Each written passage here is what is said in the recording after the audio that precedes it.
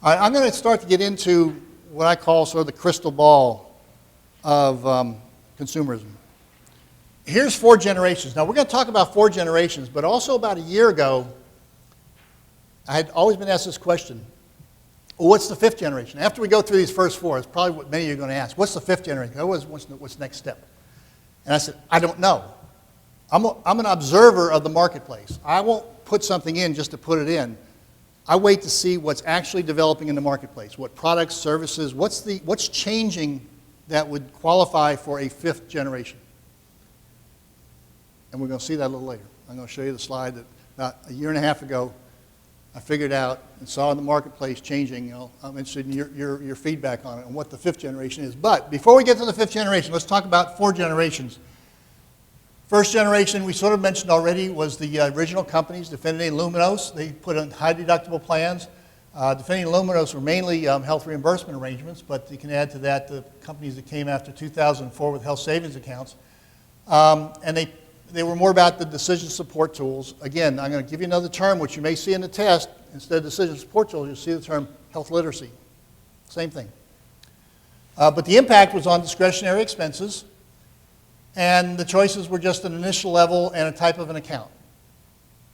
The 2nd generation, and I think we are maybe halfway through the 2nd generation, so the real world is still not that far into these models, but we have aspects in the future generations which you'll see.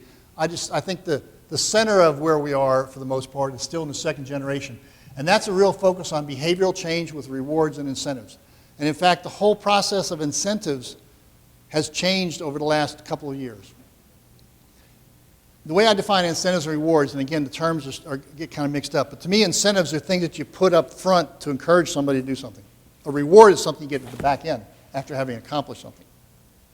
Regardless of that perspective, you'll hear the term incentive to mean both in many cases. So, with the 2nd generation, the first initiators of more of a reward and incentive were putting things in for participation. If you participate in a non-smoking class, I'll give you an incentive. If you participate in a corporate run, I'll give you an account balance bump.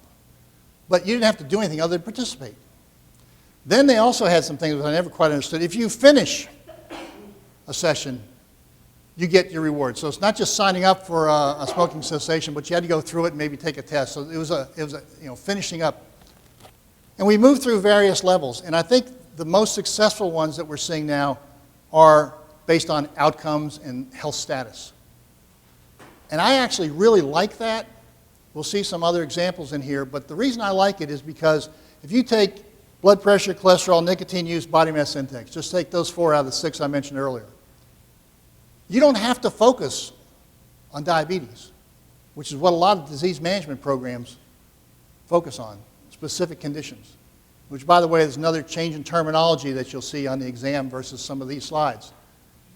It's not disease management programs anymore, it's condition management, right? That's the term, condition management, because they say diabetes is not a disease, it's a condition. So you'll see that in some number of places. But if you do those 4, you'll cover most of the major illnesses that are out there, most of the conditions, without having to target somebody, because while you might be trying to help the diabetic, and say, oh, you're just focusing on fat people. Why don't you focus on the drunk over there? Why don't you focus on this person over here? And so they feel like they're discriminated against.